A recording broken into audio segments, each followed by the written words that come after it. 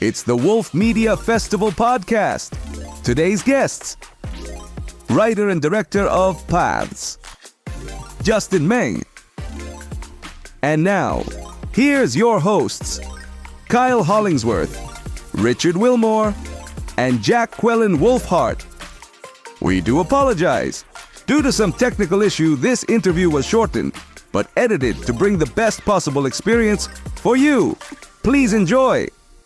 Hey everybody, welcome to the Wolf Media Festival podcast. I'm your host, Kyle, and I'm here with Richard Whitmore, and we have a guest today that we're excited to talk with.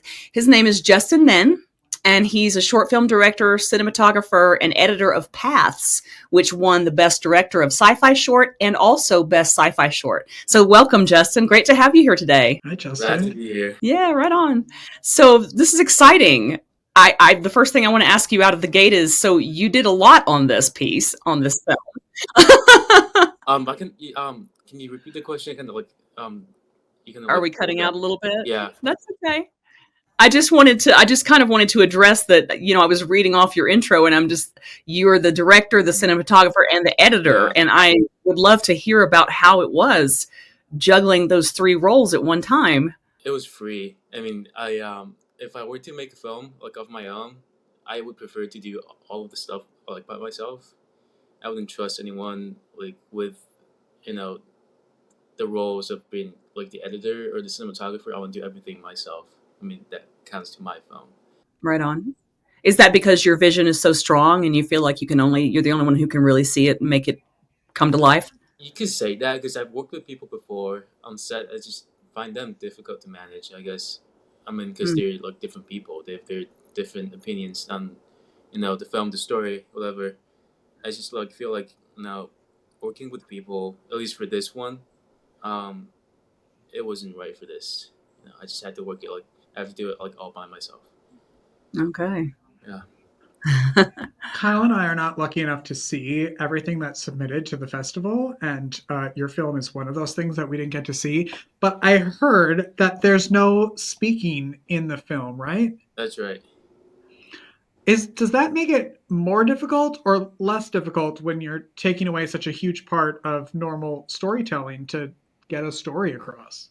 It's definitely easier to shoot without sound than for the narrative, the story wise. I feel like you could say that it's a bit challenging to kind of create a story without dialogues, but then that's the fun, right? Well, you're telling the whole story through editing, it sounds like. I mean, you're really relying on the visual storytelling. Right. Yeah. That's that's my goal. Nice. Is filmmaking something that you grew up wanting to do? Actually, yes. I decided that I wanted to do film when I was in high school. I loved Kubrick, and I wanted to become someone. I know it's not very possible, but I want to do something. I want to make a film. And so this film, how long would you say it took from having the concept and the idea of it to actually taking the plunge and just going whole hog into it and doing it? This is actually a class assignment from this editing class I took, and the whole thing, the professor gave us 7 days to complete it, and yeah, it took around 7 days. Wait, everything? Everything, yeah. Wow. Oh, Well, man, okay, that's so impressive. that's the first edition though. So the one that submitted to the festival, I did a little tweaks here and there, I added one shot and then replaced one shot, and then adjusted the exposure in the night sequence, but then that's about it. It's pretty much the same. Wow. And is this your first film? Actually, no. Okay, you've done several more. I've done a few before this one. Is it available to watch somewhere that we just couldn't find, since Justin is absent from social media, which I want to get to at some point because that's fascinating to me and I'm jealous. But is it available somewhere that people can watch or not? It's on YouTube, but it's unlisted. I can send you a link if you like. I'd like to see it. Yeah, especially. Sorry. I love that. Yeah. Tell everybody about the film. It's kind of hard to explain because the story is very nuanced, and it's about self-salvation, I guess. It's about a girl who sees a vision of herself in the future who gets, tragically run over by a train, and then her herself in the present tries to save herself in the future. That's kind of the story. Interesting. And is this based on someone you know? No, I mean the story. Like I didn't even have like a script or a shot list. The whole thing, because we had such short time to complete the assignment. So I just went down. Me and my girlfriend, who she plays the character in the film, we kind of just went down to the train tracks, and then we just shot, and then kind of the story just made like the story just told itself, and then we just kept just filming, and then it's pretty weird because the first day we were on set, we had no idea what the film's gonna be like. That's pretty that's cool. I think that's really neat that you just spontaneously put this together under a pressure cooker in 1 week. What made you decide to submit it to the festival? Because I thought this, or in hindsight, I think this film it's probably the best film I've ever made. I just thought that I could take some chances to maybe gain some recognition somewhere else. Yeah, that's awesome. I love that. It's tenacious. So, having not seen it, and I do very much want to see it. So, I would ask, since you did the editing, you did the cinematography, and all of that. This is just what comes up in my mind. Was lighting a big feature in this? Was there a lot of dramatic lighting, or would you say that it didn't really play a role as much? I used mostly natural lighting. Um, I didn't I didn't plan the lighting for the film, but then it kind of just played out, I love Justin. I don't think you planned any of this film, and it sounds like you just went for it, and it's your favorite film that you've ever made. I think that's so cool. Yeah, I mean those films I spent like days and even weeks planning that just didn't turn out nearly as good as this one. It's kind of weird. It's there's something to be said about that raw creativity that's unedited and Right, yeah. unchallenged. You It's just just like a let surge. something flow. Right, it's like a surge of ideas. Just like I was like possessed by something. Like I just had to keep making stuff. Like I was dragged by some force. That's cool. Hmm. I think we call that being in flow. Yeah. In a flow state. That's really cool. I want to talk about your absence of social media because I am jealous of this. I'm fascinated by it. When we were trying to stalk you before this thing to figure out more about you and what to talk about, you we couldn't really find anything. Have you always been off social media, and if so, like how come you're not on it? I feel like you're the perfect age that you should be on everything. I just don't feel like posting my life, like for everyone to see. I guess I just felt odd about it. I just didn't feel Mm, like doing that. It's weird. I used to post stuff when I was in middle school through high school, and after that, I just didn't feel like doing that anymore. It's weird. I mean, I mm. Do still you, like. I mean, I have my friends like social media accounts, but then I use that as a communication tool instead of like actual social media stuff. I just don't feel like posting any stuff about I me. respect that. Hmm. do you It's have not like research, Richard, by the way, just so we're clear. It's not stalking. It's research.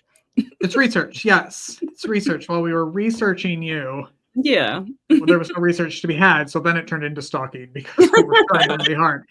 Um, do you have stuff for like when you're promoting your films and your work? Like, do you just not do that? Because it feels like in creators, entertainers now, like that's such a huge part of getting your work out there. I know. I should. I read your guys' email, and I just said to myself, I mean, maybe I should have worked on my Instagram account, But then I just feel like that's not me. That's not what I would do. I have a website though that showcases my work.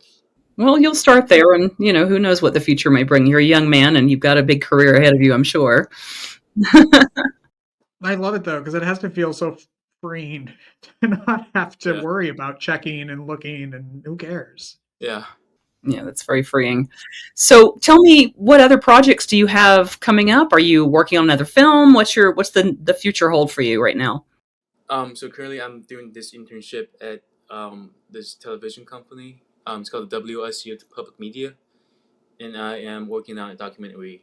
It's an artist interview, about I go to school at Ohio State, and then I am doing this art documentary on one of the artists, one of the teachers here. It's about glass, like glass art, glass making. Oh, yeah. I've done a little glass work myself. That sounds cool. And so how long do you have to make this one? Is this an open-ended thing, or is there a tight deadline again? Yeah, well, not that tight. It's end of the semester. Okay. I have some time to work on this, so not rushed.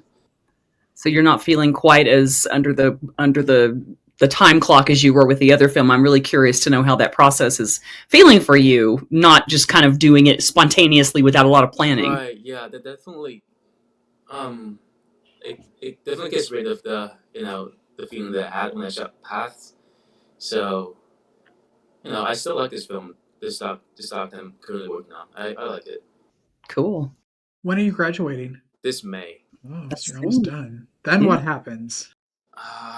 I'm looking for jobs, interviews, internships, just in the industry, I guess, like anywhere. No luck so far though. Well, it'll get there.